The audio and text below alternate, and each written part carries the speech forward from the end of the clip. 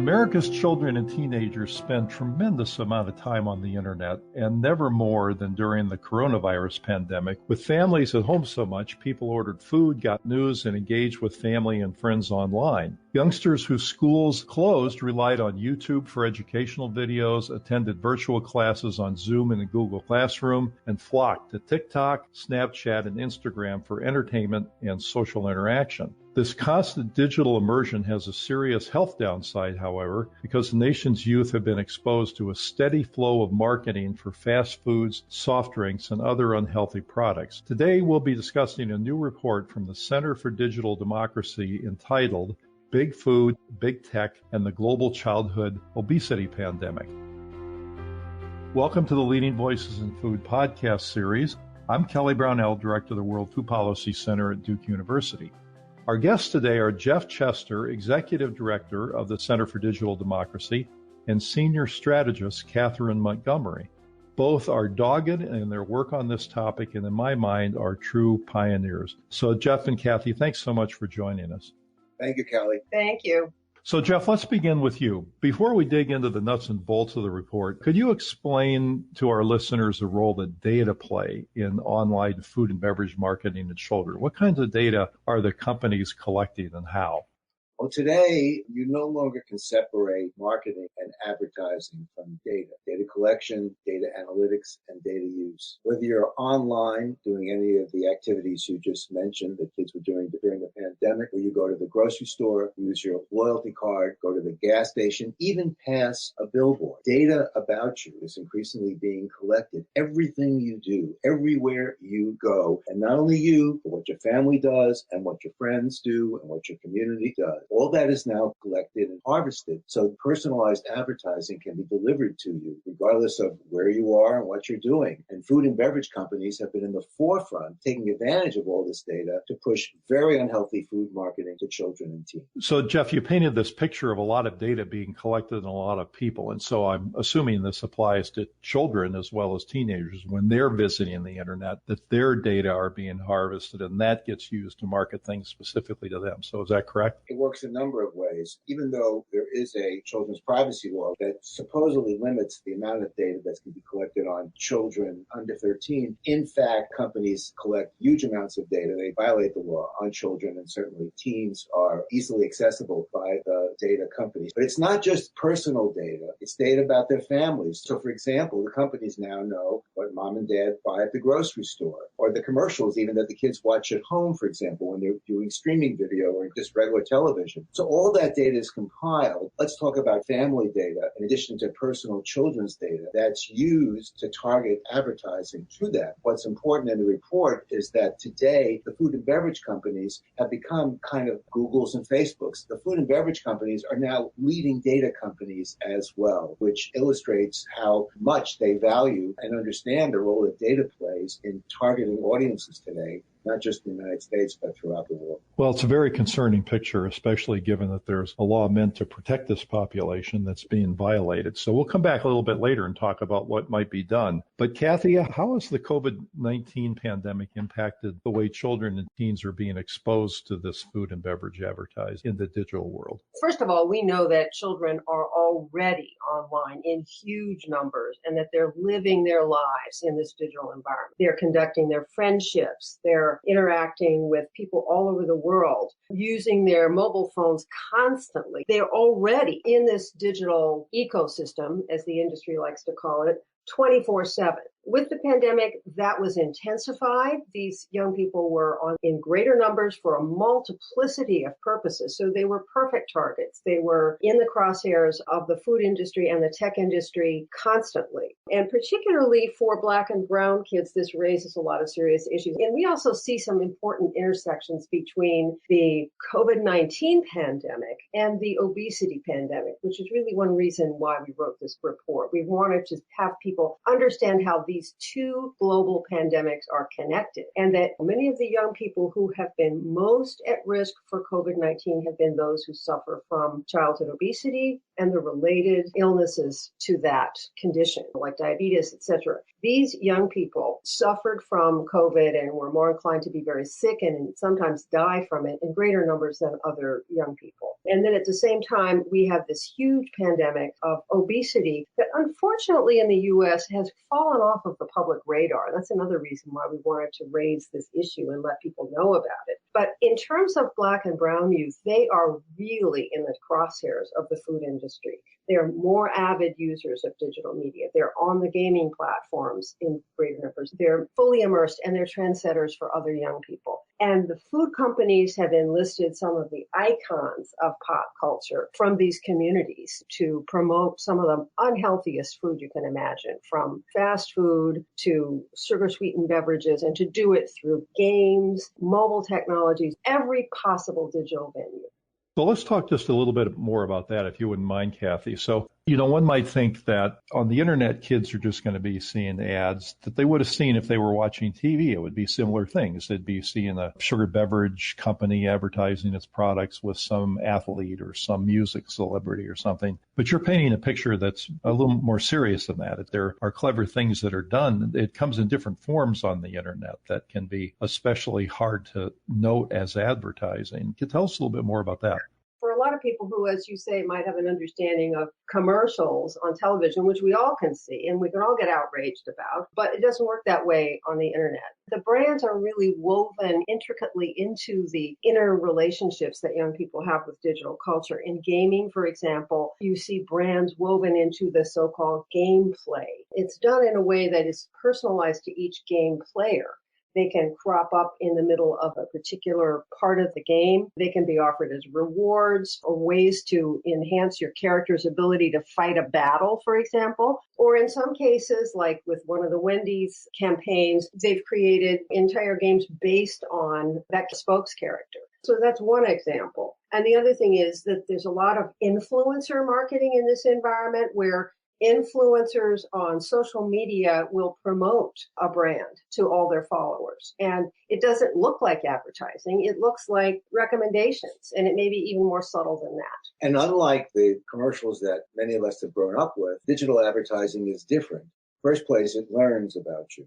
It learns what you like, what you do, how you respond, and it's able to change increasingly in real time. So, for example, an ad or a marketing message that you might view on your mobile phone it's going to look different. It's going to be enhanced, adapted in some way when you see the same ad when you're on a gaming platform or a streaming video platform. These ads are increasingly personalized. And the ability to constantly track you wherever you go and use that data to create very relevant, engaging, real-time advertising, which of course has been tested, measuring whether or not it triggers your unconscious and emotional spheres, is one of the reasons why this powerful medium needs to be regulated. So, Jeff, the issue of marketing targeted to specific groups came up earlier. Does that happen in this context? Digital advertising works on an individual basis, on a group basis. The ability to leverage all the data that's collected today, and the fact that we live our lives in the pandemic enhanced that on these digital platforms, enables the advertisers and marketers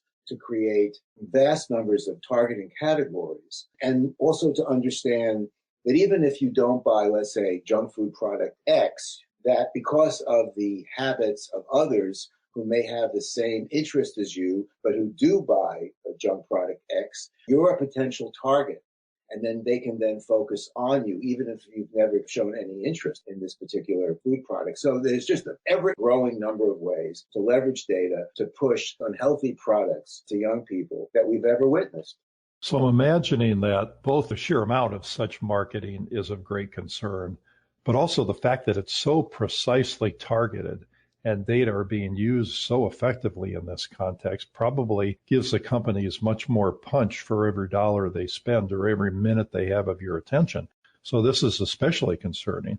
So, Kathy, what can be done to limit children's exposure to this type of marketing in the online world? And does the report make any specific recommendations in this regard? We made a number of recommendations, and we were disheartened when we started this research that so little had been done recently. This was an issue that was discussed much more publicly, and a lot of us were involved in these efforts not that many years ago, where the concern about childhood obesity was really on the public agenda, and companies were under some pressure to report to the Federal Trade Commission, for example, on how they were spending money to advertise to young people. And that has not happened in recent years. Interestingly, a lot of that has happened overseas. So in the EU countries, in the EU generally, in the UK and Latin America, there are stronger rules, and this issue is very much on the agenda.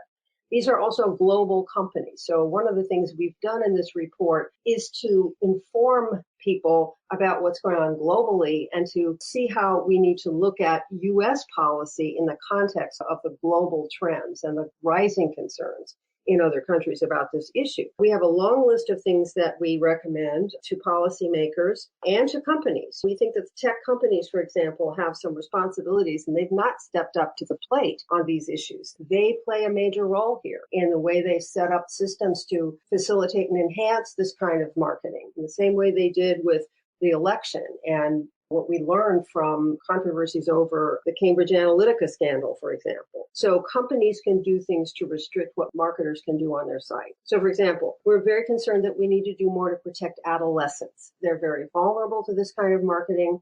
They're very much influenced by their peers. They have other kinds of vulnerabilities that make them particularly susceptible to the techniques that are used by digital marketers. We also believe that we need to look very closely at setting some clear, standardized guidelines for what unhealthy food and beverages are. And I'll tell you, everything we found in our report was unhealthy, whether it's the soft drinks or the French fries or the candies or the energy drinks that are commonly promoted aggressively on gaming platforms, for example. We need to have clear guidelines about what can and can't be promoted. And we also need to focus on brands, because if you restrict a certain product but you don't restrict the brand, that will still, research has shown, cause young people to increase their consumption of unhealthy food. We list a whole bunch of techniques that are unfair and manipulative that need to be addressed, particularly targeting Black and brown youth. There needs to be a really clear focus on ensuring that is stopped.